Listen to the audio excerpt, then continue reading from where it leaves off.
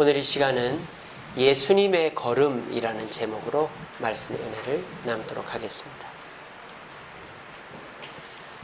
오늘 본문은 비유의 말씀입니다. 실제 있었던 얘기가 아니라 예수님께서 제자들을 가르치기 위해서 빗대어 말씀하신 내용입니다. 한 포도원입니다. 여기는 무화과 과수원이 아니고 포도원이에요. 포도원이라는 것은 땅이 비옥하다는 뜻이겠죠. 이스라엘에서 제일 좋은 땅에는 포도를 심습니다. 그래서 포도원에다가 한켠에 무화과 나무를 심어놨는데 3년이 지나도록 열매가 맺히지 않는 겁니다. 그러니까 이 포도원 주인이 포도원 지기에게 저거 베버려라, 땅만 버렸네 라고 했습니다. 그랬더니 이 포도원 지기가 베어버리려다가 주인에게 간청하죠. 제가 거름을 줘서 조금 더 키워볼 테니까 이 다음번에도 열매가 안 맺히면 찍어버리시지요. 그렇게 부탁을 했습니다. 자, 그러면 이 비유의 말씀을 예수님은 왜 하셨을까요? 여기에서 포도원 주인은 누구를 말할까요? 하나님이시겠죠? 그리고 이 포도원 지기, 이 일꾼은 누구를 말할까요?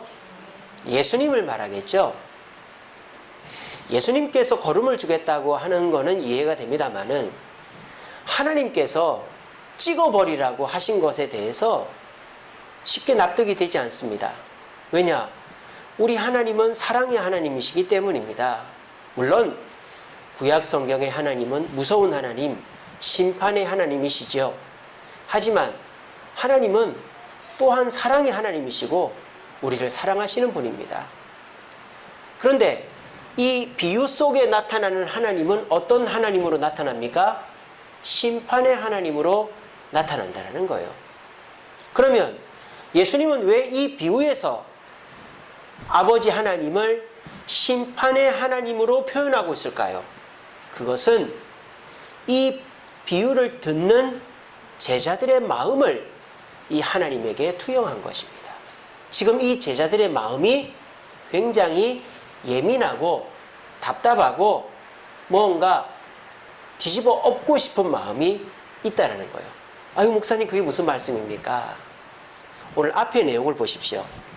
13장 1절부터 5절을 보십시오. 사건 두 가지가 나옵니다. 이건 비유가 아닙니다. 실제 있었던 사건입니다. 첫 번째 사건은 13장 1절에 보시면 빌라도가 어떤 갈릴리 사람들의 피를 그들의 제물에 섞은 일로 예수님께 얘기했다. 그러니까 제자들이 얘기하는 거예요. 예수님, 예루살렘에서 변고가 있었습니다. 무슨 일인데? 우리 갈릴리 출신 열심 당원들이 예루살렘에서 무장봉기를 일으켰는데 빌라도가 우리 갈릴리 사람들을 잡아다가 그 피를 자기 우상의 제단에다 갖다 바치는 일이 있었다고 합니다. 그거를 보고 바리새인들이 가만히 있었다고 합니다. 세상에 이런 일이 있을 수 있습니까? 라고 얘기를 한 거예요. 제가 이제 주석을 참고해서 여기 없는 내용도 말씀을 드린 겁니다. 그리고 또 제자들이 한 가지 더 사건을 얘기해 주는 거예요. 그 3절에 보시면 4절에 보시면 또 실로암 망대는 예루살렘에 있거든요. 실로암 망대가 무너져 가지고 몇 명이 죽었다? 18사람이 죽었단 말입니다.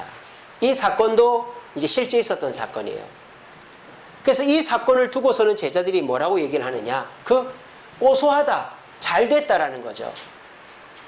예루살렘에 있는 바리새인들, 그렇게 열심당원들 죽은 거 그렇게 뭐 아무렇지도 않게 하더만 죽어들도 결국 실로암 망대에 무너져서 18명이 죽었네. 이렇게 얘기를 제자들이 하는 거예요. 서로가 지금 어떻게 합니까? 사실은 이런 대화가 오가면 안 되죠. 갈릴리 사람들이 무장봉기를 하다가 빌라도에게 죽었어요. 그러면 뭐라고 얘기를 해야 되죠? 빌라도가 나쁜 놈이잖아요. 빌라도 나쁘다라고 하든지 그 사람들 나라의 독립을 위해서 애쓰다가 안타깝게 죽었네, 이렇게 얘기를 해야 될 거 아니에요. 근데 지금 제자들은 바리새인들을 욕을 하는 거예요. 빌라도 욕을 하는 게 아니라. 그렇게 무장봉기한 사람들 도와주지는 못하고 결국 그렇게 죽게 만들었구나. 갈릴리 출신들은 예루살렘 바리새인들을 욕하는 겁니다.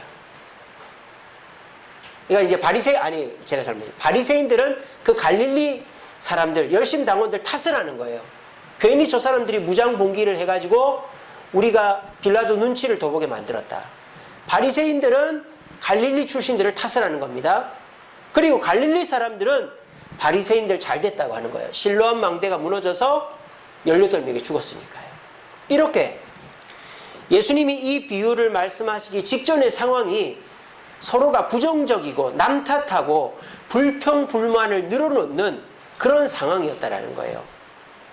그래서 예수님은 제자들에게 너희들의 마음을 진정시키고 그렇게 화만 내고 예민해서 해결될 문제는 없다라는 뜻으로 이 비유의 말씀을 전하신 것입니다. 자, 그러면 제자들이 왜 이 상황에서 왜 이렇게 예민하고 날카로워져 있었을까요? 제자들은 지금 엄청나게 힘든 여행길을 나섰기 때문입니다. 제자들은 갈릴리 사역을 마치고 예루살렘으로 가는 길이었어요. 그 길에 갈릴리에서는 경험해보지 못했던 많은 어려움들을 겪습니다. 첫 번째 어려움은 사람들의 미움을 받아요. 누가복음 10장 53절에 보면 예수님과 제자들이 사마리아 지역을 통과합니다. 여기가 갈릴리면 여기가 사마리아고 여기가 예루살렘이란 말이에요.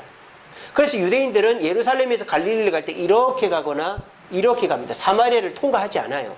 근데 예수님은 사마리아 수가성 여행 이야기하시다시피 사마리아를 통과해서 예루살렘으로 갑니다. 사마리아에도 복음을 전하시려고. 근데 누가복음 10장 53절에 보면 예수님과 제자들이 사마리아를 통과하는데 사마리아 사람들이 뭐라고 하는지 아세요? 당신들 우리를 개 취급하면서 유대인들이 감히 사마리아 땅에 들어와 당장 꺼져! 막 그러면서 이 제자들을 미워하는 거예요. 이 제자들은 사마리아 사람들을 미워할 마음도 없는데 말이죠. 그래서 제자들이 길을 가면서 미움을 받았어요. 또 오해를 받았어요. 누가복음 11장에 보면 예수님이 귀신을 고쳐줍니다. 갈릴리에서 예수님이 귀신을 쫓아내면 갈릴리 사람들은 어떻게 하죠? 고맙다고 합니다. 근데 예수님이 여행길에 귀신 들린 사람을 고쳐주니까 그 동네 사람들은 뭐라고 하는지 아세요? 이 예수가 바알세불이라는 귀신의 힘을 입어서 귀신을 쫓아냈다 라는 얘기를 하는 거예요. 얼마나 미치고 환장할 노릇입니까? 제자들이나 예수님이나 갈릴리에서는 경험해보지 못한 어려움이었어요. 좋은 일하고 오해를 받았으니까요. 이런 어려움이 있었습니다. 또 세 번째로 어떤 어려움이 있었느냐? 시험을 받았습니다. 이 갈릴리에서는 예수님이 말씀하면 다 잘 듣고 받아들이고 따라다니고 그래서 오병이어의 기적도 일어나고 그랬는데 예수님께서 갈릴리에서 예루살렘으로 가시면서 어떤 사람들에게 말씀을 전하시니까 그 사람들이 뭐라는 줄 알아요?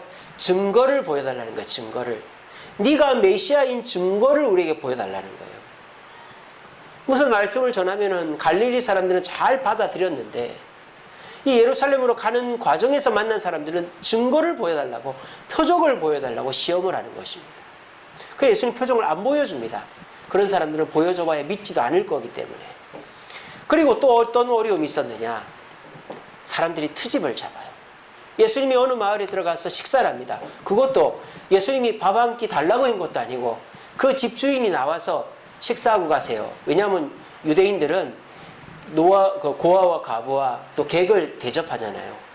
그래서 예수님과 일행들을 집으로 불러다가 식사 대접을 하는데 예수님과 일행들이 손을 안 씻고 음식을 먹은 거예요. 그러니까 화가 나가지고 당신들은 율법에 손 씻고 먹으라 했는데 손 안 씻고 먹어도 됩니까? 그렇게 얘기를 하는 거예요. 그러니까 가는 데마다 문제가 생기는 거죠. 그러니까 마음이 어떻게 돼요? 제자들의 마음이 어떻게 됐어요 지금? 예민해져 있는 거예요. 저도요 토요일 날 그런 일이 많습니다. 토요일 날 예를 들자면은 제가 자전거를 타고 오는데 누구랑 부딪힐 뻔한 일이 생겼다든지 또는 누가 갑자기 째려본다든지 저한테 소리를 지른다든지 말 잘 듣던 애들이 서로 싸운다든지 집사람이 여보 하고 앙 한다든지 막 그런 일들이 토요일 날 갑자기 생기는 거예요. 그러면은 저도 주일 앞두고 예민하거든요. 저도 예민한 남자입니다. 예. 그래서 예민해가지고 그럴 때 가끔 소리도 확 지르고 화를 낼 때가 있어요. 그러고 나서 후회를 하는 거죠. 아하, 이게 무슨 일이다? 주일 앞두고 마귀가 역사하는구나. 그래서 주일날 말씀 잘 못 전하게 만들고 주일날 제 마음이 답답하고 흔들리고 무겁게 만들려고 하는구나 하는 거를 몇 번 시행착오를 거치면서 깨달았어요. 특별히 어떨 때 그런 일이 벌어지느냐. 전도잔치, 수련회 이런 거 앞두고 마귀가 더 기승을 부려요. 전도잔치 앞두고는 그동안 저하고 잘 지내던 사람이 갑자기 저한테 싫은 소리를 하고 공격을 하고 막 그렇게 합니다. 또 잘 되던 뭐 기계가 고장이 난다든지 프린트기가 고장이 난다든지 차가 갑자기 섣버린다든지 뭐 이런 일들이 생기는 거예요. 그래서 저를 예민하게 만들어 가지고 주님의 일에 집중하지 못하게끔 하는 경우들이 저도 개인적으로 있었습니다. 그래서 요즘에는 아예 예상을 하고 있습니다. 주일이거나 또는 어떤 날이 중요한 날이 있을 때마다 생각을 하죠.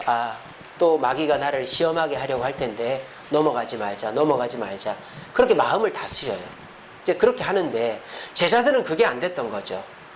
갈릴리는 제자들이 집이 있고 아는 사람들이 있으니까 뭐 들어가서 먹을 수도 있고 어려움이 없어요. 갈릴리에서는. 그런데 이제 예루살렘으로 오는 길이니까 얼마나 덥고 잠잘 곳도 없고 음식도 얻어먹어야 되고 힘이 들겠어요.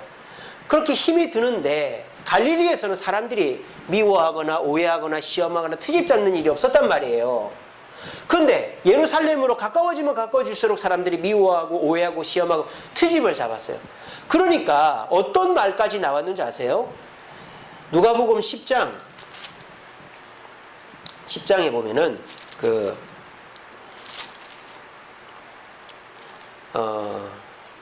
베드로와 요한이 이런 얘기까지 합니다. 10장에 9장이네요. 9장 54절에 야고보와 요한이 이를 보고 이르되 주여 우리가 불을 명하여 하늘로부터 내려 저들을 멸하라고 할까요? 이렇게 얘기하는 거예요. 그러니까 이 야고보와 요한이 물론 성격이 급하기도 하지만 화가 난 거예요. 사마리아 사람들이 저리 꺼져! 막 이렇게 하니까 불을 내려서 저놈들 다 죽여버리라고 할까요? 그 정도로 제자들이 지금 예민해져 있는 상태다 이 말입니다. 지금 저와 여러분들도 굉장히 예민해져 있습니다. 여러분 지금 예민해져 있지 않습니까? 아닙니까? 좀 웃어보세요 여러분. 제가 뭐 잘못했습니까? 왜 이렇게 저를 잡아먹으려? 다들 요즘 다 예민해져 있어요. 왜? 코로나 때문에. 이 코로나가 잠잠해지지를 않네. 또 30명대까지 갔다가 또 60명대까지 올라오네요. 또 이제는 뭐 대전에도 생기고 저 제주도에도 생기고 뭐 전국으로 퍼지려 경상도 빼고는 다 퍼졌어요. 또 그러니까는 사람들이 더 예민해지는 거예요. 왜? 이게 안 끝날까 봐. 안 그래도 힘들어 죽겠는데 사람들이 지금 힘든 거는 참을 수 있지만은 기약이 없으면은 그거는 정말 못 견디는 거 아닙니까? 계속 힘들어질까 봐 사람들이 다 이렇게 예민해져 있단 말이에요. 예민해져 있어. 이럴 때 사람들의 마음은 어떻습니까? 에이, 그만두자. 이거 싹 그냥 그만둬버리고 다시 하자. 내가 여기 아니면 일할 데가 없나? 내가 이 가게 아니면 할 게 없나? 내가 이 사람 아니면 만날 사람이 없나? 어떤 마음이 들까요? 찍어버리고 싶은 마음이 드는 거예요. 다 그만두자. 아이, 다 그만둬. 하지마. 그런 마음들이 드는 거예요. 가게에 손님이 옵니까? 일거리가 떨어집니다. 만나면 사람들이 막 하소연만 하고 좋은 얘기 안 합니다. 그러니까 어이 그 일 그만둬. 어이 그거 안 해. 어이 그 사람 안 만나. 다 찍어버리고 싶은 마음만 드는 거예요. 그러니까 제자들이 여행길에서 이런 상황을 겪고 힘들어져 있으니까 예루살렘에서 갈릴리 열심당원들이 이제 죽었고 사마리아 실로암 망대가 무너져 18명이 죽은 걸 가지고 그 사람들을 위로하고 불쌍하게 여기는 마음은 안 드는 거예요. 왜? 이 제자들의 마음이 다 지금 이렇게 돼 있으니까, 예민해져 있으니까. 그러니까 이 제자들이 바리새인들이 그 열심당 당원들이 괜히 무장봉기를 해서 자기들 곤란하게 했다고 하는데요, 예수님. 그놈들 나쁜 놈이죠.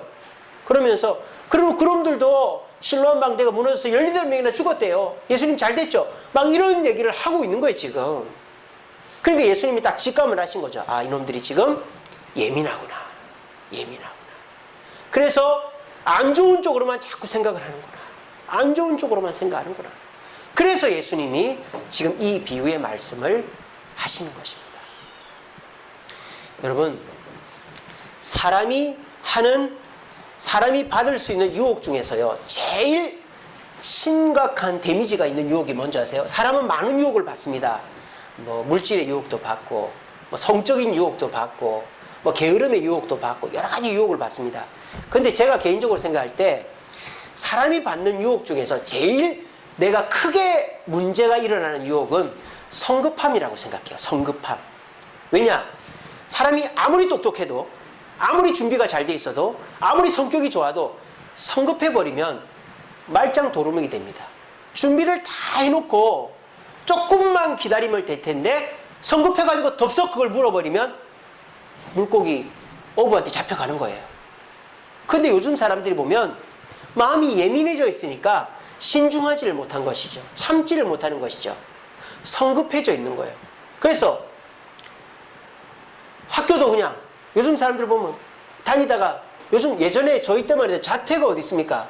요즘은 중학교, 고등학교, 대학교 자퇴 엄청 많이 합니다.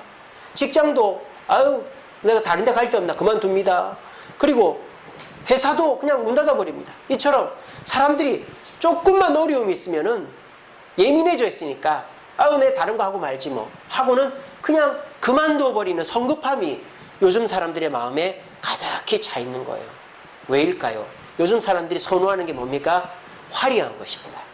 내가 좀 초라해 보이는 거 정말 싫어해요.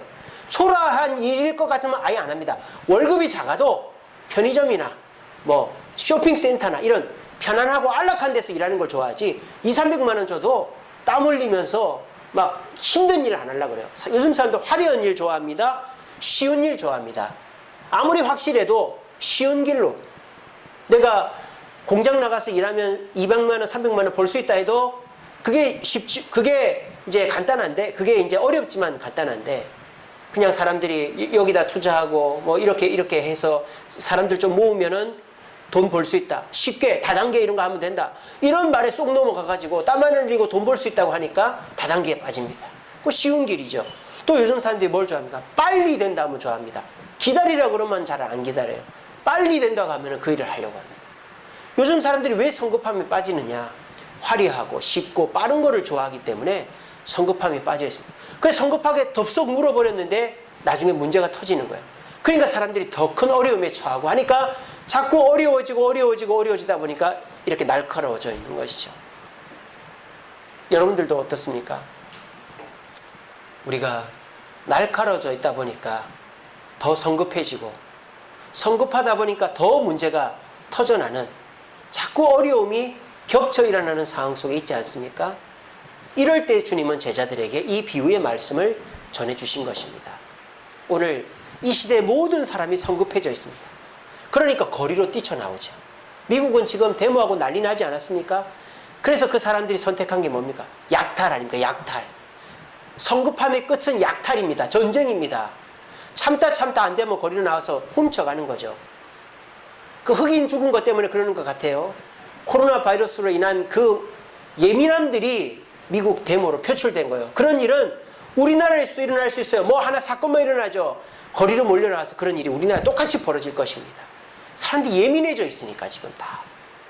이런 예민해져 있는 상황 속에서 모두가 서로 보면서 살얼음판을 걷고 있고 서로가 대화도 하지 않고 서로가 서로에게 위로가 되기는커녕 불평불만만 하는 이 시대 속에서 우리는 어떻게 살아가야 성급함의 함정에 빠지지 않고 빠르고 쉽고 화려한 것의 함정에 빠지지 않고 진정한 열매를 맺을 수 있는가?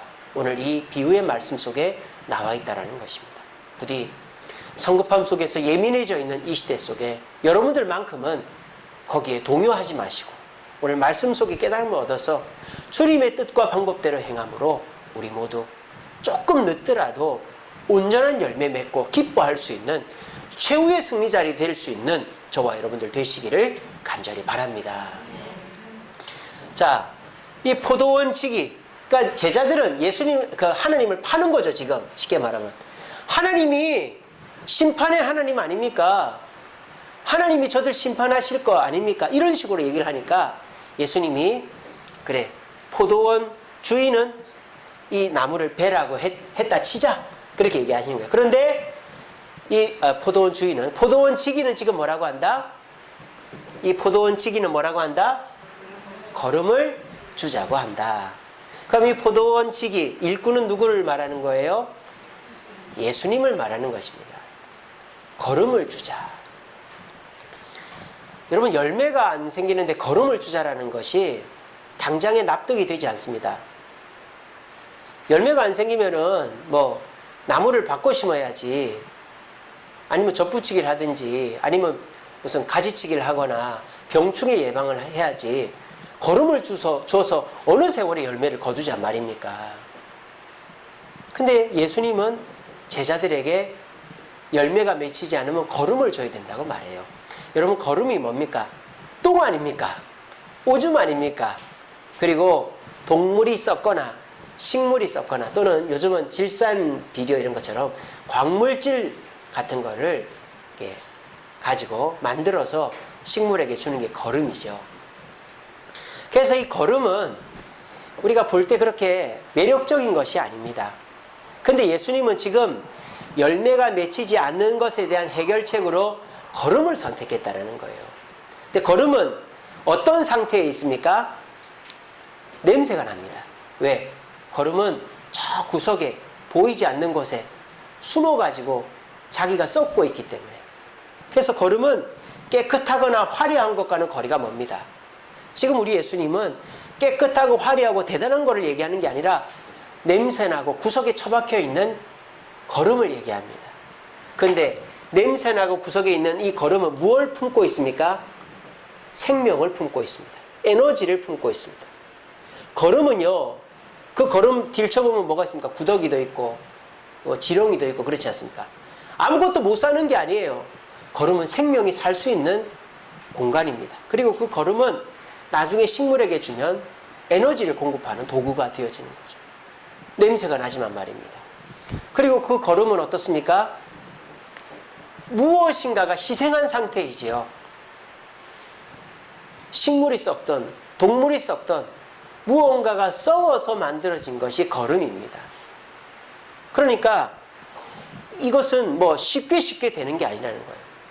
쉽고 빠르게 되는 게 아니라 누군가가 죽어야만, 누군가가 희생을 해야만 거름이 생긴다는 것입니다. 그런데 이 희생은 헛된 희생이 아니라 남을 살리는 희생, 열매를 맺게 하는 희생이라는 거예요. 그리고 이 거름은 줬다고 당장 열매가 맺히는 게 아니죠. 올해 주면 내년에나 열매가 맺힙니다. 그러니까 이 거름은 인내의 상징이죠. 인내의 상징입니다. 우리 예수님이 왜 거름을 예로 들었을까요? 너희들은 지금 굉장히 성급해져 있다, 조급해져 있다는 거예요. 눈에 보이는 것만 본다 이거예요. 나는 눈에 보이지 않는 것을 보라고 얘기하고 싶다는 거죠. 거름이 당장 준다고 빨리 결과가 오진 않지만 확실한 결과가 온다라는 것입니다. 여러분, 우리나라 속담이 이런 속담이 있습니다. 밭을 사지 말고 거름을 사서 줘라, 이런 속담이 있습니다. 밭을 백마지기를 사봐야 지력이 떨어진 밭은 아무짝에도 쓸모없고 농사를 지어도 열매가 맺히지 않는 고생만 하는 것입니다. 여러분, 얼마 전에 북한의 김정은이가 나타나질 않았어요. 죽었다, 뭐 뇌졸중으로 쓰러졌다, 온갖 소문이 있었습니다만 뭐 한 달인가 지나고 나타났습니다. 근데 김정은이가 어디에 나타났는지 아세요? 비료 공장에 나타났습니다. 비료 공장에. 비료 공장에. 왜? 비료가 좋아야 농사가 잘 되기 때문에. 지금 북한이 난리가, 자칫 잘못하면은 북한이라는 나라가 없어질 수도 있어요. 코로나가 얼마나 퍼졌는지도 모르는데 그 코로나 때문에라도 그렇고 농사가 안 되면은 없어질 수도 있습니다. 그러니까는 이 김정은이가 지금 제일 급한 게 농사가 아니라 비료인 거예요. 비료를 줘야 되는 거예요. 이처럼 이 세상 살아가는 지혜가 있는 사람이라면 걸음을 우습게 생각하지 않습니다. 그런데 요즘 사람들은 걸음을 좋아하지 않습니다. 왜? 냄새가 나기 때문에, 무언가 썩었기 때문에, 희생해야 되기 때문에, 또 걸음 준다고 당장 결과가 안 나오기 때문에. 요즘 사람들은 화려하고 쉽고 빠른 걸 좋아하지 냄새나고 희생하고 인내하는 걸 좋아하지 않기 때문입니다. 그런데 우리 예수님은 저와 여러분들에게 뭘 선택해라? 화려하고 쉽고 빠른 걸 선택하는 게 아니라 냄새나고 희생하고 인내하는 걸음과 같은 역할을 선택해야 된다고 말씀하십니다. 왜 그럴까요? 우리 예수님께서 그렇게 하셨기 때문입니다. 우리 예수님은 냄새나는 마구간에 태어나셨습니다. 그리고 가난한 목수의 집에서 자라셨고요. 아버지 일찍 돌아가셔 소년 가장으로 어머니와 형제들을 먹여 살렸습니다. 예수님은 화려한 분이 아니셨습니다. 공생의 기간 동안에도 화려하게 옷을 입고 화려한 곳에 잠을 자고 맛있는 음식을 드신 분이 아닙니다. 그리고 우리 예수님은 인내하셨던 분입니다. 어떻게? 제자들을 싸우고 엉뚱한 얘기하고 욕심 부리고 떠나가고 오해하고 하는 그 제자들 버리지 않았습니다. 심지어 누구까지? 가룟 유다까지. 예수님을 팔 거라고, 가룟 유다가 예수님을 팔 거라고 알고 있었습니다. 근데 마지막 그 성만찬 자리에서도 가룟 유다에게 기회를 주잖아요. 뭐라고 합니까? 이 떡을 받는 자 중에서 누군가가 나를 팔리라, 이 떡을 받지 않으면 나를 판다라고 그랬어요. 근데 가룟 유다가 그 떡을 받고 예수님을 안 팔아야 되는데 떡을 안 받고 나가버리는 거예요. 그래서 예수님 팔아버리잖아요. 예수님은 가룟 유다에게 끝까지 기회를 줬습니다. 그만큼 예수님은 인내하셨습니다. 그리고 부활하신 다음에도 예수님께서 갈릴리로 가라 했는데 예수님 만나기도 전에 물고기 잡고 있고 도망치고 이런 제자들을 끝까지 참고 성령을 줘서 그 제자들을 결국은 일꾼 만들어서 주님의 일을 감당하게 하신 겁니다. 그리고 우리 예수님은요, 십자가에 달려 희생하셨습니다. 우리 예수님은 사람들이 쳐다도 보지 않는 걸음과 같은 사역을 감당하셨다는 겁니다. 그랬더니 어떻게 됩니까? 지금의 70억 인구 중에 25억이라는 인구가 예수님을 믿고 따라갑니다. 확실한 열매가 맺힌 것이죠. 이것이 어떻게 해서 된 일입니까? 늦더라도 냄새나고 희생하고 인내하더라도 걸음과 같이 나중을 볼 수 있는 자가 확실한 열매를 맺을 수 있다라는 것을 우리에게 말씀하고 있는 것입니다. 지난 한 주간 사시면서 여러분들 누구의 이야기에 관심을 가지셨습니까? 야, 누가 여기다 투자하면은 여기 집 사면 한 달에 100만 원씩 들어온대. 야, 있는 돈 다 끌어다가 여기 집 사. 그런 얘기 들으셨습니까? 야, 누가 여기 투자하면은, 그리고 여기 사람들 투자시키면은 한 달에 뭐 얼마씩 통장에 입금된대. 그렇게 한번 해봐. 그런 얘기 들어보셨습니까? 야, 그 일 때려쳐. 그 일 안 돼. 이거 다른 일, 요 일 같이 해보자. 나랑 같이 해보자. 여러분 그런 얘기 들어보셨습니까? 여러분 그렇게 화려하고 쉽고 빠른 일이라면 그 사람이 하지 왜 여러분들한테 하라고 하겠습니까? 에? 요즘같이 어려운 시기에 그 정보를 왜 여러분한테 주겠어요? 확실하지 않고 해서 안 될 것 같으니까 하는 거예요. 여러분 세상 사람들의 말에 귀 기울이지 마세요. 여기다 투자하면 한 달에 100만 원씩 새 나온다고, 여기다 투자하면 통장에 50만 원씩 찍힌다고, 이 일 하면 잘 된다고, 여러분 그런 말 듣지 마세요. 화려하고 쉽고 빠르다 그런 얘기하면 아예 그 말은 제껴버리세요. 어떤 말을 귀 기울여야 됩니까? 어렵더라도 힘들더라도 시간이 걸리더라도 내가 희생을 하더라도 예수님이 오케이 사인을 내려주신 그 일을 해야 되는 것입니다. 그럼 예수님이 오케이 사인을 어떻게 받아야 됩니까? 기도를 해야 알죠. 기도를 해야 알죠. 기도 안 하는데 그걸 어떻게 알아요? 저도 몰라요. 저도 여러분들이 저한테 뭔가 부탁을 하면은 기도를 해봐야 여러분들한테 답을 주지 제가 무슨 답을 줄 수가 없습니다. 그래서 우리는 특별 새벽 기도를 하고 있습니다. 여러분 이 시기는요 누구 만나야 될 시기가 아니고 어디 투사해야 될 시기가 아니라 기도해야 될 시기입니다. 그래야 성급하고 빠르고 쉽고 대단한 길, 성급한 길을 안 가는 거예요. 그래야 바로 할 수 있는 일을 바로 하지 괜히 돌아가지 않는 것입니다. 물론 여러분 힘든 줄 압니다. 몸이 안 좋은 줄 압니다. 하지만 이 시대에 우리에게 필요한 건 기도입니다. 그래서 우리 주님께서 냄새나고 희생하고 기다려야 될 일이라 할지라도 이게 주님의 일인지 아닌지가 확인이 되면 그 길을 가면 하나님은 반드시 이 코로나 바이러스 이후에 우리가 남들보다 더 좋은 기회를 잡고 그 기회로 성공하게 해주실 줄로 저는 믿습니다. 그리고 그런 일이 우리 주세훈교회와 여러분들에게 일어나도록 저는 새벽마다 기도하고 있어요. 여러분, 화려한 거 좋죠. 저도 화려한 거 좋아합니다. 쉬운 일 좋죠. 누가 어려운 걸 좋아하겠습니까? 빨리 일어나는 거 좋습니다. 그런데 우리 주님이 지금 말씀하시잖아요. 그거는 내 방법이 아니라고요.